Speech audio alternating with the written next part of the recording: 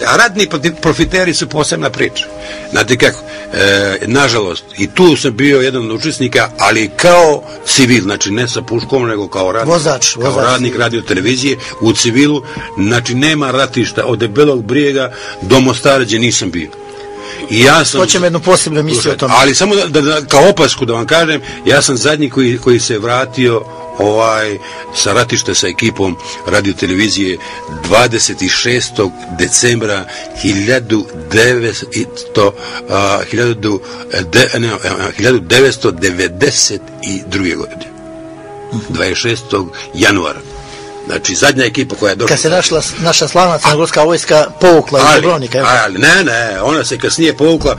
A ja sam prije toga imao jedan konflikt sa gospodinom tadašnjim glavnim odgovornikom, gospodinom Čovolovićem. Mi smo počeli bili da sahrane snimamo. Sahrane boraca koji su poginuli na ratištu. I ja sam bio, nažalost, na jednoj sahrani jednog pokojnika Medigovića. Ja sam poslije pošao kod gospodina Čolovića i rekao sam mu, slušaj Čole, jer smo mi bili i naši drugari, ja više nema te sahrane koju ću poći da ti snimam, makar dobio otkaz. I to je sramota što radim. Jer prije toga se ja govorio što radite u radio televiziju, radimo sve, samo još nismo sahrane počeli da snimamo. A on je mene, zamislite sad apsurd, odgovorio, znači ne pravdajući njega za nekakve njegove programske propuste, ali znači nije sam, nego je bila nekakva direktiva veća. Znaš li ti da je naređeno da se snima? A ja sam rekao, znaš li ti da imaš 10 kamera? A znaš li ti da je to rat? Ako ti pogine 15-20 ljudi, kako ćeš to da pokriješ na 15, iz 15 mjesta iz Crne Gore? A nemaš mogućnosti tehnički. Naređeno mi je, naređeno je, to mora. Zaista ja ga nisam pitao ko je naredio, znači, ali mu ja nisam naredio. Da bi se desilo, eto jedan apsurd, ovo, neovisno ko su bili ratni huškači, ko nisu, ali se desilo sad ovi koji nisu ratni huškači, ispostavilo se, evo prije par godina... Su dobri profiteri.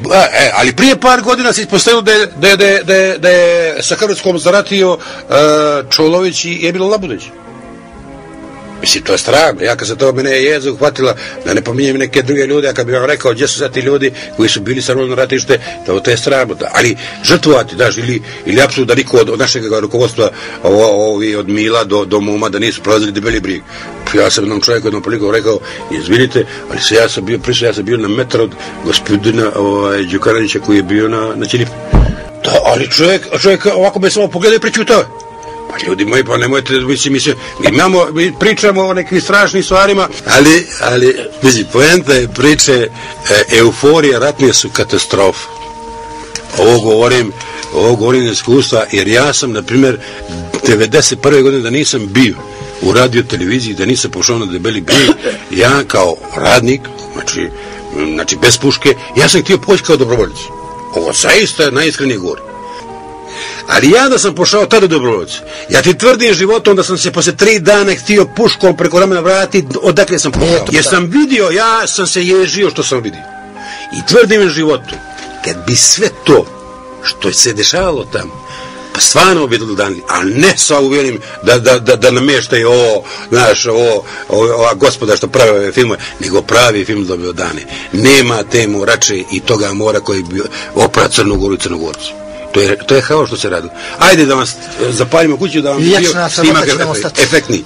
Prema tome, znate kako, nažalost, često govorim, 79. godine imao sam prilike da budem zaposlen u vatrogasnom vodu.